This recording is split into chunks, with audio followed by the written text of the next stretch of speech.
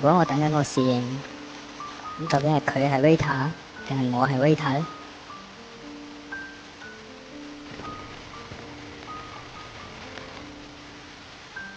究竟歡迎導盲犬進入呢個牌係俾邊個睇嘅呢？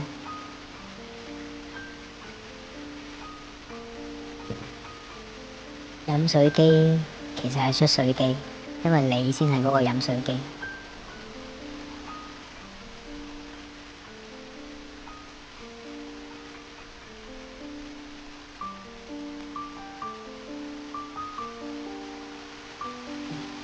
識完會回味，因為我哋講究每一個細節。